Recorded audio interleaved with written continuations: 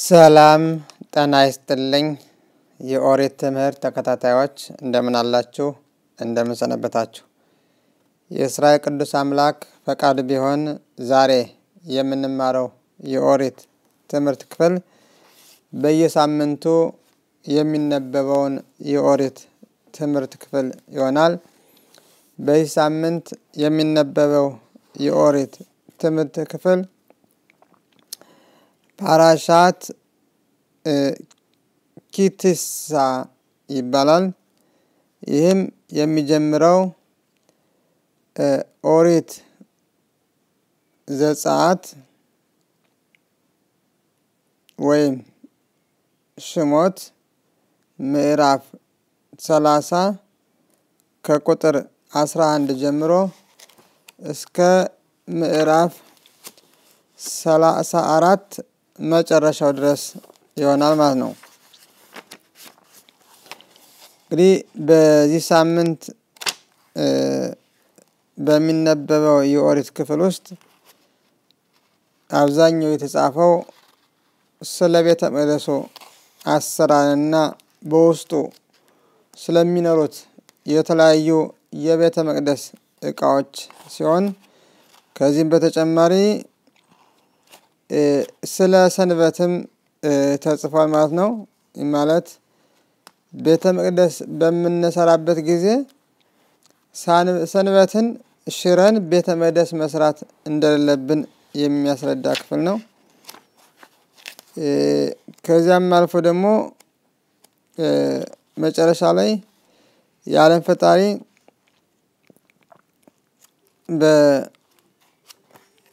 ከኦሪት በቃል ጋር የዓለም ፈጣሪ ቃል ኪዳን እንዳደረገልን ይነግረናል ማለት ነው ይህንን ክፍል የበለጠ በደንብ እንማራለን ማለት ነው ዛሬ እንግዲህ እንደሚታወቀው በአይሁድ ሕግና ሥርዓት መሰረት የእስራኤል ልጆች የተቀበሉት ኦሪት በሲናይ ተራራ ማለት ነው ሁለት አይነት ኦሪት ነው ማለት ነው ይህም ቶሮት ይባላል ማለት ከሁለት ነገር በላይ ያሉት ነገሮች ሁሉ ቶሮት ይባላሉ ማለት ነው ይህም ማለት ኦሪትን በሲናይ ተራራ በተቀበሉበት ጊዜ ኦሪት በጽሑፍና ኦሪትን በቃል እንደተቀበሉ ይነግረናል ማለት ነው ይህንን ክፍል እናያለን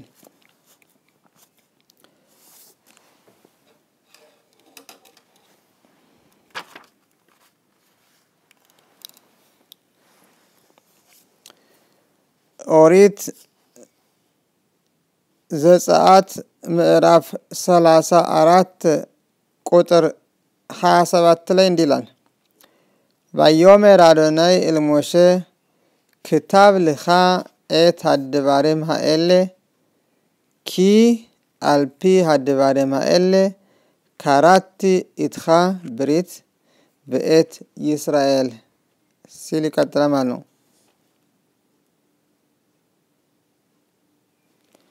ይህ ማለት የዓለም ፈጣሪ ከሙሴና ከእስራኤል ልጆች ጋር ያደረገው የቃል ኪዳን ውል ከኦሪት በቃል ጋር እንደሆነ ይነግረናል ማለት ነው ይህ ማለት ይህን ለይቶ አስቀምጦታል የመጀመሪያውን ኦሪት በቃል የሆነውን በጽሑፍ ይጻፋል ኦሪት በቃል የሚባለው ደግሞ አይጻፍም ይህ ማለት ስለዚህ ከናንተ ጋር ቃል ኪዳን የማደርገው ስለ ኦሪት በቃል እንጂ ስለ ኦሪት በጽሑፍ አይደለም ይለናል ማለት ነው ይህንንም በታሪክ አይተናል ማለት ነው ካለፈ እንደሚታወቀው ብዙ ጊዜ ኦሪት በቃልን ብዙ ሰው አያውቀው ምን ማለት እንደሆነ ወይ ምን ነገር እንደሆነ እንግዲህ እንደሚታወቀው በአይሁድ ሕግና ሥርዓት መሰረት ሴፈር ቶራ ወይም አምስቱ የሙሴ መጻሕፍት በመባል የሚታወቁ በአምስት ክፍል ተከፍለው የተዘጋጁ አሉ። በኦሪጂናሉ ግን እነዚህ አምስቱ የሙሴ መጽሐፍ በአንድ ጥቅል መጽሐፍ ውስጥ ነው በመጻፍ ሴፈር ቶራ ወይም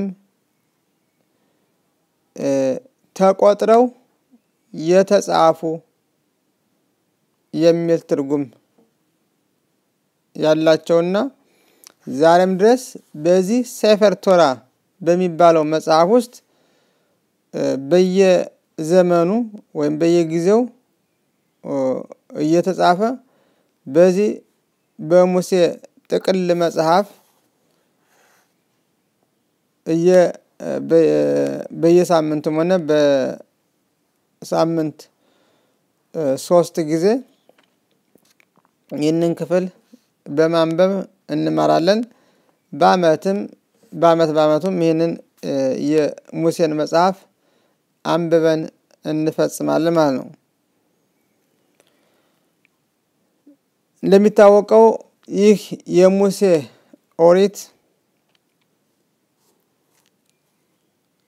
የዓለም ሕዝቦች ወደ እነሱ ቋንቋ በሚገባቸው መልኩ ተርጉመውት በሁሉም ሀገራት ይገኛል ማለት ነው። በተለያዩ ቋንቋ ከገጠር እስከ ከተማ ያሉት የዓለም ሕዝቦች ይህ መጽሐፍ ቅዱስ በአብዛኛው አላቸው ማለት ነው። እንግዲህ ከሙሴ መጽሐፍ ከአምስቱ ብሔረ መጽሐፍ የተተረጎመ ነው ማለት ነው። ነገር ግን በዚህ በአይሁድ ሕግና ስርዓት ሌላ ኦሪት በቃል የሚባል አለ። በመጽሐፍ ላይ ያልሰፈረ በቃል ብቻ የሚተላለፍ ማለት ነው። ይህ ማለት ይህንን የሙሴን አምስቱ ብሔረ ኦሪት ወይም ሴፈር ቶራ የሚባለውን ጽሑፍ በመረዳትና ምን ለማለት እንደፈለገ በማወቅ ከዚያም በተግባር ላይ እንዴት አድርገን መፈጸም እንደምንችል ዝርዝር ያለው ኦሪት በቃል ብቻ ነው ማለት ነው። ስለዚህ የኦሪት በቃል እያንዳንዱ ነገር እንዴት አድርገን መስራት እንዳለብን፣ ማን መስራት እንዳለብን፣ መቼና በምን ጊዜ መሰራት እንዳለበት የሚያስተምረን ወይም የሚነግረን በቃል የተላለፈልን ኦሪት በቃል ይባላል ማለት ነው።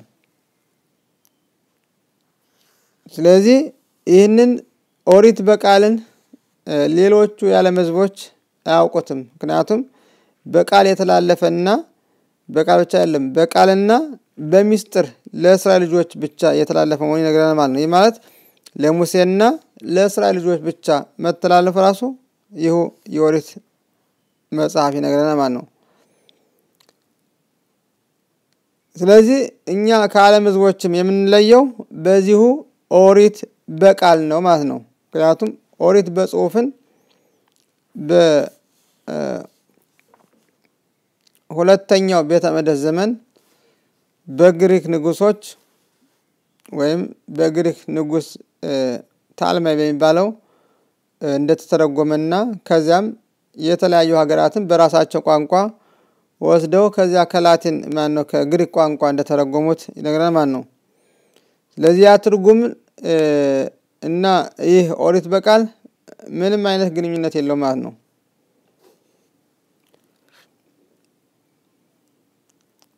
ስለዚህ የዓለም ፈጣሪ ኦሪትን በኦሪት በቃል የሚባለው ከእስራኤል ልጆች ጋር ብቻ እንደፈጸመና ይህም መጻፍ እንደሌለበት ይነግረናል ማለት ነው።